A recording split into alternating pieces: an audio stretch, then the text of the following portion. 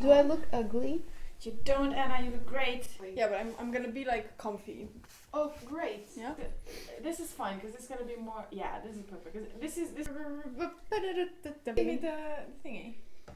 This woman is do you demanding. Now she wants Do you mind if I reuse the same one? Because I normally. It's not about productivity. It's about making sure that you are going in a defined direction, that you are working on things that are valuable to you, that you are using your time in a meaningful way.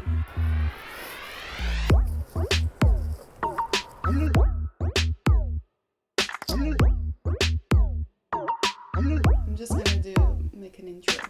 Yeah.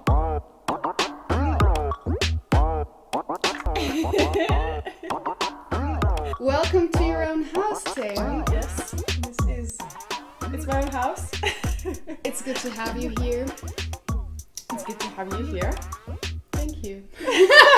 So, the reason why I wanted to talk to Theodora is that I know that she's been planning her years for quite a long time already, and I know that she has a whole method to get shit done, basically. I always found her way of working puzzling because I was very wary of planning. I thought of it as a lot of pressure, and I thought of it as something related to hustle culture and productivity, maximization of time, turning yourself into a machine that can produce things, in this case, produce outcomes. And I didn't want to be that person. And what led me to this place is that I objectively have a lot of projects to manage at the same time. I don't know how to organize my time in a way that makes these things possible to progress in every of these areas. So every time I say I'm going to work on the blog, perhaps I do and I'm good at it, but then I don't eat healthy, and then I don't write my newsletter. I don't think I'm a superwoman, so I'm not gonna say that I am going to be writing 1,000 blog posts a year. I'm conscious of my limitations, but I know that Theodora is not a superwoman either, and I know that she manages to really read, like, I don't know, how many books did you read this year?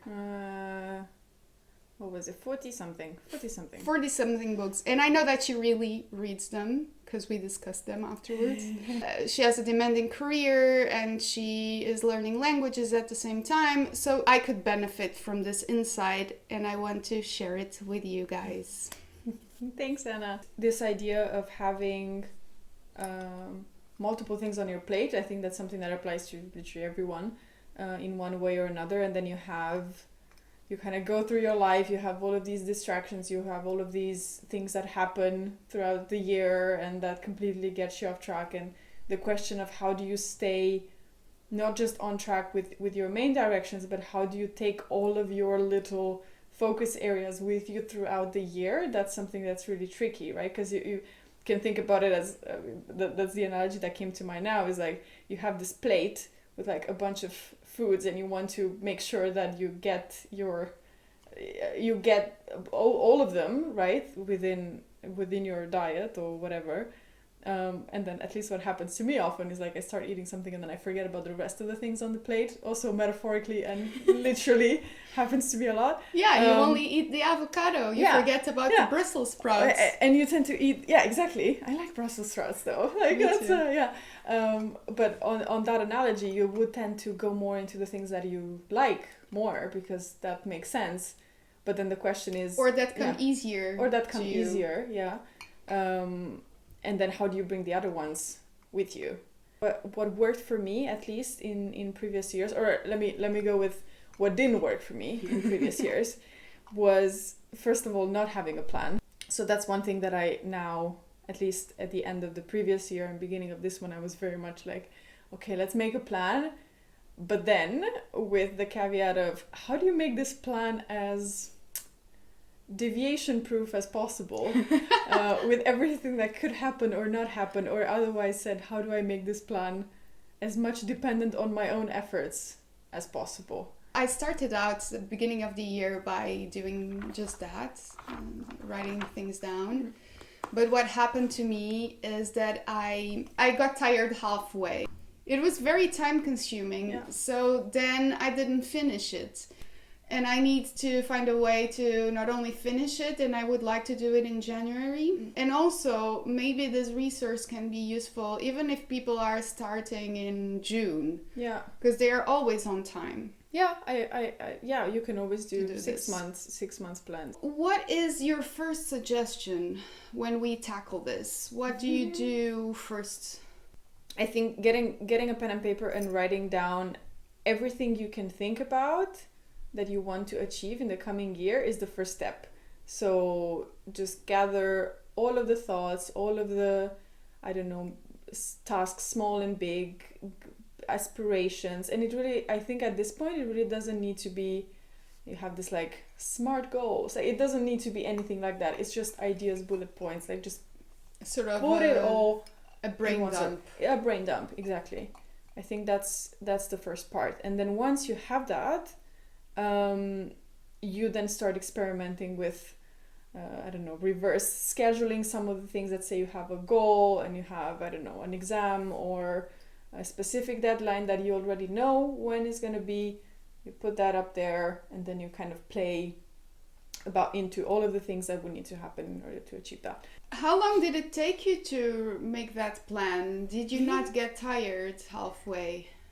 Disclaimer on this, I really like planning to sort of know exactly what happens throughout. I And am not like yeah, this. this is why we talk now, because we have different approaches. It took, I think, about a week on and off to do. And I think what's super important, and it was important also for me, and again, I like this kind of stuff, is to see it as kind of a fun activity, as a, let's say, like how you journal, for example, or how you write morning pages, these kind of things that you do, and they're almost like a gift to yourself. I like to see it a bit like that. And that sets the way you're gonna see also the goals that you're putting up there, because you've created them from a place of like not anxiety of like wanting to put everything down, but more, okay, these are the things that I would like to achieve. Let's just put it down. Let's see how the big picture looks like. Okay, this month is a bit too crowded. Let's move some things around. So like treat it also with a bit of emotional flexibility also. What about people who suffer from anxiety? One of the things that was an obstacle for me to plan was that it was a lot of pressure. And that's something that I feel automatically. So if I fill up my month with activities, I usually feel very imprisoned by a beautiful cage that I created for myself. Yeah. How you phrase those things and how you write them down and how you relate to them, it is in itself the journey and the learning, I find. So I also see what you mean about having too many goals can actually feel quite pressuring and quite like you're working on a schedule and you're like, yeah, let's do. I think the way you phrase your goals can be a way to go around that a little bit. So let's say you could go very specific and say, let's take the example of books. Say, I will read investment related books, because I have that also in there, investment related books on a Tuesday. I would make that plan and I will use that as a kind of a guidance. But I think it's also important to think about the energy management of it all, right? So yeah, you're not gonna feel like reading investment on a Tuesday, and that's fine. And then where your plan can go into place is where you have a list, let's say, of all the kind of things that you want to read. And then, okay, you're not going to feel like investment, but you will still want to do some reading. So then you're going to go into that list and say, what else can I read? Hey, I'm going to read fiction today. So it's this mix of using the plan as the framework or the structure, but then allowing within it that wiggle room. Yep. Which depends on how you feel that day. I feel like in order to get there to this kind of planning that we are going to act on and talk about, this is a more advanced tool, if I may name it like that. I don't think I was in a place in the past that allowed me to use this tool for the benefit of my life and my work projects. Because there were basic practices that I was not able to sustain across time. Yeah, throughout time, yeah. If I said I am going to do breath work first thing in the morning, I did it the first 3 days and then I would quit. So I feel like if you are that kind of a person and you're struggling with that, you should maybe take a step back and work in smaller things. Working in building up the little habits that are going to be the base that will allow you to then step onto a system like this if you need it. The reason why I'm asking Theodora for this help is that I am a content creator, therefore I need to do sort of project management with my own things. Many people don't have this. They probably work for someone else and they don't need such a complex thing. So I don't want anyone to feel pressured into doing this. First, work on getting used to sticking to watering the plants. Like for me, that is every Saturday morning. After that, you can start reading every day for 5 minutes. And then once you succeed at that, then you can start exercising 10 minutes every day. I don't know. Yeah, I like that message because it's very... It made me think a little bit of this book that we both read at some point around habits and building habits. I wanted to suggest that. Atomic Habits by, I don't know what his name is James now. Clear. James Clear. And I think there's like a lot of interesting stuff in that book, I think. But one of the things that helped me with these small habits that are hard to build is this idea of the habit stacking.